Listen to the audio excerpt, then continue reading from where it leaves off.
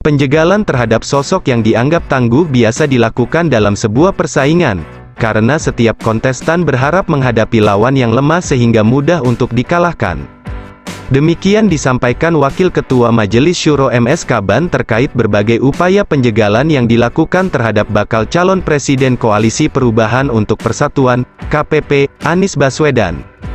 Jadi bagaimana kalau bisa lawan bertanding itu jangan kuat, itu kan bisa disetel, jelasnya dalam podcast Cawe-Cawe Jegal Anies, apa untungnya buat Jokowi, di kanal YouTube @jurnalpolitik.tv, dikutip KBA News, Kamis, tanggal 22 Juni tahun 2023.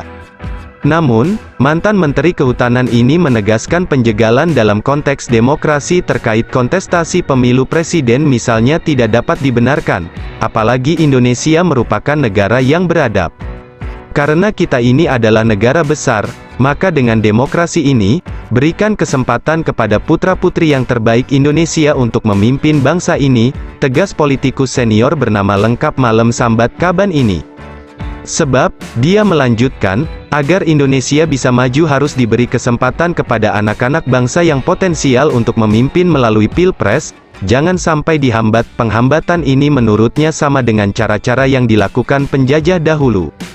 Jadi cara-cara kolonial itu harus dibasmi, kan itu perintah Undang-Undang Dasar, bahwa kemerdekaan adalah segala hak segala bangsa, oleh karena itu maka semua bentuk penjajahan itu harus jadi menjegal putra-putri terbaik itu cara-cara penjajah, tegasnya.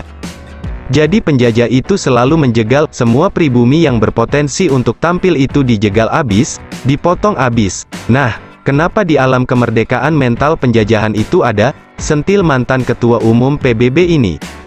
Dia juga mempertanyakan apa manfaatnya bagi Presiden Joko Widodo cawe-cawe dalam pesta Demokrat tersebut, bahkan dia menegaskan Jokowi akan merugi besar kalau benar mencegah Anies maju menjadi calon presiden. Saya pikir itu betul-betul kerugian besar bagi Joko Widodo. Kalau dia cawe-cawe lalu kemudian terbukti dia memang menjegal salah seorang kandidat presiden, saya pikir itu sesuatu yang naif dan menjadi catatan hitam dalam membangun bangsa ini. Demikian MSK BAN.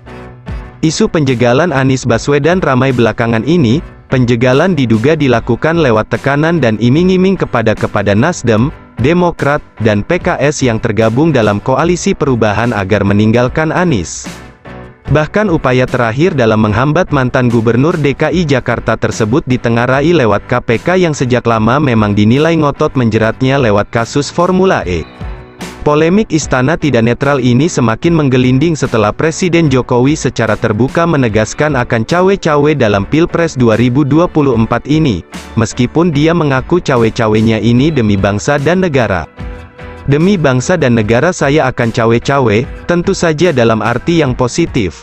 Saya tidak akan melanggar aturan, tidak akan melanggar undang-undang, dan tidak akan mengotori demokrasi, jelas Jokowi dalam pertemuan dengan para pemimpin redaksi sejumlah media serta sejumlah konten kreator di Istana Negara, Senin, tanggal 29 Mei tahun 2023.